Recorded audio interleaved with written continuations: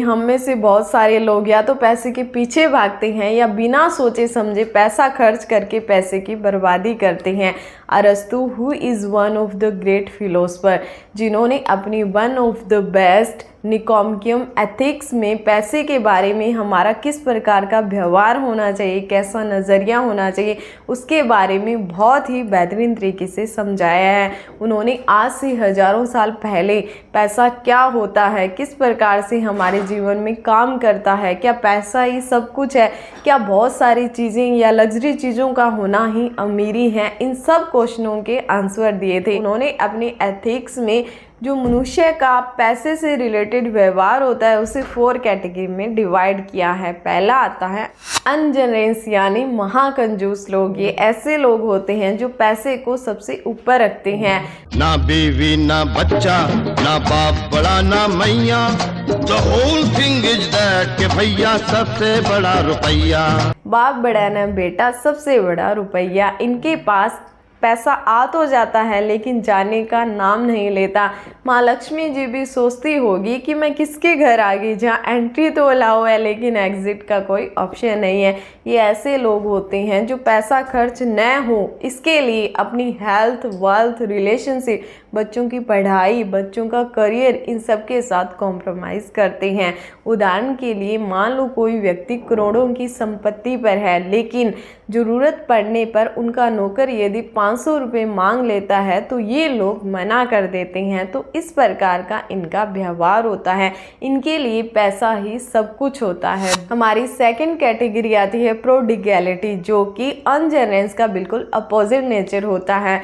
ये लोग अंधाधुंध फिजूल खर्ची में अपना सारा पैसा जाया करते हैं। जैसे मान लो एक व्यक्ति 30,000 रुपये महीना कमाता है, खर्चा ऐसा करेगा जैसे 90,000 रुपये प्रति माह कमाता है। लग्जरी लाइफस्टाइल, ब्रांडेड कपड़े, महंगी गाड़ी, महंगे फ़ोन, महंगे गजर, बड़ा घर, घूमने जाना, वीकेंड पे पार्टी करना वगैरह वगैरह। एंड जो ये 60,000 रुपये का गेप आता है फिर वो उसे पर्सनल लोन EMI से पे करते हैं एंड फिर ये डेट कर्ज के जंगल में फंस जाते हैं। तो यहाँ सोचने वाली बात ये है, जो फर्स्ट कैटेगरी यानी अनजनरस वाले लोग होते हैं वो ये सोचते हैं कि पैसा हमारे जीवन में सबसे ऊपर है, सर्वश्रेष्ठ है, ये पैसे के पीछे भागते हैं। एंड ये दूसरी कैटेगरी वाले लोग समझते हैं कि यदि हम पैसा खर्च करेंगे तो हमारे पास खुशियाँ आएगी, यदि हम लग्जरी लाइफस्टाइल को फॉलो करेंगे तो हम खुश रहेंगे। अब हम चलते हैं हमारी थर्ड कैटेगरी,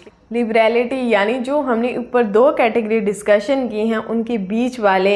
ये लोग अपने पैसे का सदुपयोग करते हैं। जैसे मैंने पहले भी एक वीडियो में बताया था कि हम पैसे का 3 प्रकार से यूज़ करते हैं। पहला आता है भोग, दूसरा आता है दान एंड तीसरा आता है नाश। यदि आप अपने पैसे का भोग नहीं करते हो, दान नहीं करते हो तो आपके पैसे का नाश होना निश्चित है। तो ये लोग अपने पैसे का नाश नहीं होने देते, ये अपने पैसे का भोग करते हैं, कुछ एक हिस्सा दान देते हैं एंड कुछ हिस्सा अपना भविष्य सिक्योर करने के लिए सेविंग्स करते हैं, यानी भविष्य के लिए संजो कर रखते हैं। अब बहुत सारे लोग ये सोच सकते हैं कि जो हम 10-15 हज़ार रुपये कमाते हैं उनमें से हमारा जो घर का खर्चा है, आवश्यक चीज़ें हैं, वो तो मैनेज नहीं होती, तो हम किस प्रकार से दान दे सकते हैं एंड भविष्य के लिए किस प्रकार से पैसा संजो कर रखें। तो माय डियर, लिबरलिटी सिर्फ अमीरों के लिए नहीं होती। यदि आप 10 रुपये कमाते हो उसमें से आप 6 रुपये का भोग करते हो, 2 रुपये की सेविंग यानी बचत करते हो, 1 रुपये का दान देते हो एंड 1 रुपया आप अपने शौक पूरे करने में लगाते हो, तो आप एक लिबरल व्यक्ति हो। तो उसी प्रकार से हमें हमारे पैसे को मैनेज करना है। हमारी फोर्थ कैटेगरी आती है मैग्निफिसेंस, यानी अगर किसी व्यक्ति के पास बहुत ज़्यादा धन है तो वो अपना सारा धन या उस धन का एक बड़ा अमाउंट सामाजिक कार्यों में निवेश करता है। जैसे रतन टाटा जी ने किया था, प्रेम अजीम जी ने किया था एंड सुनने में आया है कि मिस्टर बीस्ट भी ऐसा कर रहे हैं। Please write in the comment section, just type yes और नो फॉर दिस क्वेश्चन। क्या वो ऐसा कर रहे हैं या नहीं कर रहे हैं? अब क्वेश्चन क्या आता है कि हमें किस कैटेगरी में आना चाहिए, यानी जो हमने 4 व्यवहार डिस्कशन की हैं उनमें से हमारा व्यवहार किस प्रकार का होना चाहिए। अब बहुत सारों को ऐसे लगता है कि हमारा 4th नेचर होना चाहिए, कईयों को 3rd लग रहा है, कईयों को 2nd एंड कईयों को 1st। बट रियलिटी क्या है, अकॉर्डिंग टू हम अरस्तु जिन्होंने इस सारे कंसेप्ट को क्लियर किया है, हमें बहुत अच्छी नॉलेज, एक विचारधारा, एक सही गाइडेंस प्रोवाइड की है। उनके अनुसार हर एक व्यक्ति में ये चारों गुण होने चाहिए। यानी पैसा क्या होता है, वास्तव में हम देखें तो पैसा एक टूल है। जैसे किचन में बहुत सारे टूल होते हैं, जैसे हम उदाहरण लेते हैं चाकू का। यदि आप चाकू का सही तरीके से इस्तेमाल करते हो तो ये आपके बहुत सारे कार्यों को आसान कर देता है, आपकी प्रोडक्टिविटी को बढ़ाता है। यदि आप इसका गलत प्रकार से यूज़ करते हो, गलत नज़रिए से यूज़ करते हो, तो ये किसी व्यक्ति के प्राण तक भी ले सकता है। उसी प्रकार से पैसा हमारे जीवन में काम करता है। यदि हमारा व्यवहार पैसे के प्रति सही रहता है तो पैसा हमारी हेल्थ को, रिलेशनशिप को, हमारी खुशियों में हेल्प करता है, उन्हें बनाए रखता है। लेकिन यदि हम इसका गलत प्रकार से यूज़ करते हैं तो ये हमसे दूर भागता है, ये हमारी खुशियों को, हमारे रिश्तों को, हमारी हेल्थ को डिस्ट्रॉय कर देता है। तो आपने इस चीज़ को समझना है। एंड पैसा जीवन का उद्देश्य नहीं है। जीवन जीने के लिए हमें पैसा चाहिए, ये चीज़ क्लियर होनी चाहिए। लेकिन जीवन का उद्देश्य सिर्फ पैसा हो, ये जायज़ नहीं है। क्योंकि पैसा क्या है, टूल है, एक हेल्पर है। क्या होता है, जैसे हमें मान लो ये एक पॉइंट है, यहाँ तक पहुँचना है, हम यहाँ खड़े हैं, यहाँ से यहाँ तक पहुँचने के लिए हम किसी चीज़ की हेल्प लेते हैं। हम साइकिल का, मोटरसाइकिल का, गाड़ी का, रेलगाड़ी का, ट्रेन का, कोई भी ऑप्शन सेलेक्ट करते हैं। अब ये जो चीज़ है, जो व्हीकल है, हेल्प करेगा यहाँ तक पहुँचने के लिए।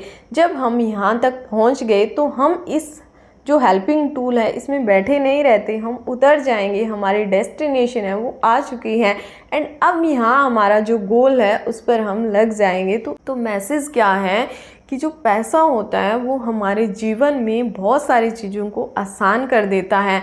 हमें जीवन को जीने के लिए जो हमारे गोल हमने डिसाइड किए हैं उन्हें अचीव करने के लिए, हमारा रिलेशनशिप मेंटेन करने के लिए, हमारी हेल्थ के लिए हमें पैसा चाहिए।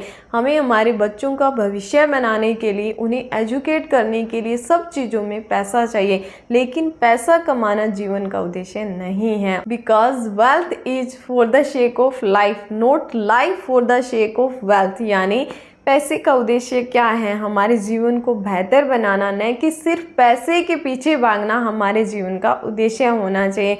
तो आई थिंक आपको क्लियर हो गया होगा कि पैसे के बारे में हमें क्या माइंडसेट रखना है, क्या नज़रिया रखना है, पैसा क्या है, किस प्रकार से हमारे जीवन में काम करता है।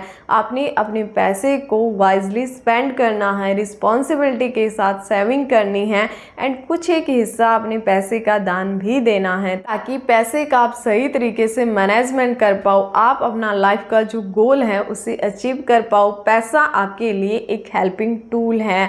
तो ये थी हमारी वीडियो को लाइक, शेयर और चैनल को सब्सक्राइब करना न भूलें एंड वीडियो के एंड तक बने रहने के लिए आप सभी का धन्यवाद।